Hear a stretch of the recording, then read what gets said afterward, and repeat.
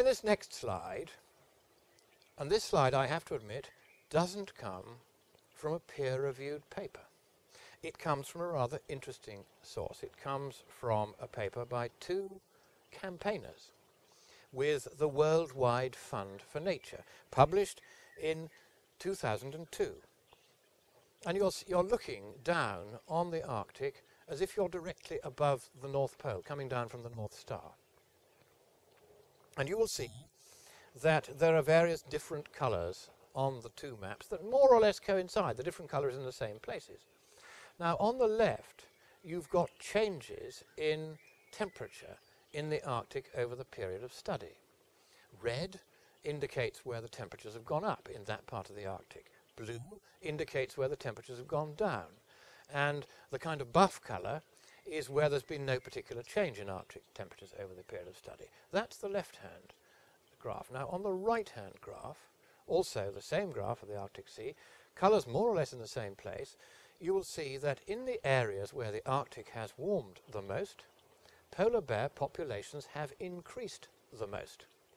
And in the areas of the Arctic which has cooled the most, polar bear populations have declined the most. And where there's been no particular change in temperature in the Arctic, there's been no particular change in polar bear populations. Now, this result, which they publish, is of course completely contrary to all that we're hearing about how the polar bears wouldn't like warmer weather. Well, of course, they are warm-blooded creatures. They do like warmer weather. And so I thought that it was quite interesting to cite this particular graph from a campaigning group that, of course, takes completely the opposite view to that which their own graph displays. So here is how the professor tries to attack my use of that graph. And so what he says is he quotes what the authors themselves say about global warming and polar bears. And they say this: polar bears in Hudson Bay are being impacted by climate change. As sea ice is being reduced in the area, the polar bear's basis for survival is being threatened. The sea ice is melting earlier in the spring, which is sending the polar bears to land earlier without them, sorry for the grammar there, having developed as much fat reserves for the ice-free season. By the end of the summer, they are skinny bears, which, in the worst case, can affect their ability to reproduce. So that's what the authors say, and of course it doesn't accord with their own map. But I wasn't here using their map as a way of saying the authors of that paper are not campaigners, they don't believe that the polar bears are threatened or doomed or whatever. I was simply showing that even in a paper from that source, it is clear that in those parts of the Arctic that have warmed, the polar bear populations have increased, quite contrary to what they say in their text, and vice versa. So then what the professor does is to get in touch with the authors, and he says, well, what do you want to say about this? And so the authors come back highlighting a press release they made at the same time as issuing their campaigning document from which I'd taken the graph, and the press release says human-induced climate change is the #1 threat to the survival of the world's largest terrestrial carnivores. So here, once again, the professor says that I am misrepresenting the conclusions of the authors. Now, here's the thing.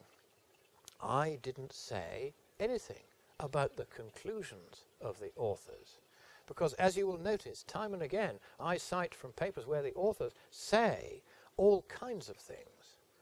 But when they say things in conflict with the data that they present, sorry, but I'm an old-fashioned enough kind of scientist to rely on their data and not on their opinions. Because the opinion of a scientist, divorced from his data, is as valueless as the opinion of the man on the Clapham omnibus. It is data and only data that we go on in science, and that was what their data showed, regardless of what their conclusions showed. However, let's be fair to the professor and let us see whether or not he is right to cite the authors of that particular Worldwide Fund for Nature propaganda sheet, on saying that global warming is the #1 threat to polar bears. Now, there's been global warming now for something like a century and a half. And what has happened to the population of polar bears? The global warming has been reasonably rapid in the last 50 or 60 years, so why don't we go back, let us say, to the 1940s and find out what's happened to polar bear populations since then? Well, polar bear populations have gone up since the 1940s. According to some researchers, they've gone up fivefold, from around 5,000 bears thought to have been alive then to 25,000 now. Hardly as you may think the profile of a species at imminent threat of extinction because of the global warming that has occurred or may occur. So the polar bears are doing well. What then accounts for this very large increase in their population? Well, I'll tell you. It's because in some, though not yet all, parts of the Arctic, hunting of polar bears is licensed and controlled where previously it was uncontrolled. And it is hunting by humans that was and is and always will be the biggest threat to polar bear survival. And anyone who, like Dr. Mitch Taylor, whom I consulted before doing this bit of the presentation, lives and works among polar bears, and he works for the administration in Nunavut, which is the Arctic bit of Canada. So he lives with these polar bears, he loves his polar bears, he knows more about polar bears probably than anyone else alive, and he says it is hunting that is the biggest threat to polar bears, not global warming, which is no threat to them at all. They've survived much warmer temperatures, even in the recent past, and still more in the distant past. After all, in the Arctic, only in the 1930s, it was 1 or 2 Celsius degrees warmer than it is today. And even the UN doesn't forecast we'll see that kind of temperature increase for at least 50 years from today. So the idea that the polar bears are somehow threatened by global warming is not borne out even by recent temperature evidence. And the idea that the worst threat to polar bears is global warming is also disproved by paper after paper after paper in the scientific literature, which makes it quite plain that it is hunting that was, and alas, in some areas, still remains the problem. And let's just look at some of the influences on the growth or decline of polar bear populations. They're much more diverse than you might think. Hunting is certainly still the most prominent. I mean, Greenland has gone to the trouble, rightly, of introducing a quota system for the hunting of polar bears, but unfortunately the combined Nunavut and Greenland quotas still exceed the estimated sustainable kill by a wide margin. I got that from Dr. Taylor. He works for the government of Nunavut, and he's admitting that they haven't yet got a tight enough quota system to get the polar bear populations in their territories into balance. The polar bear populations are being undermined by hunting, not by global warming.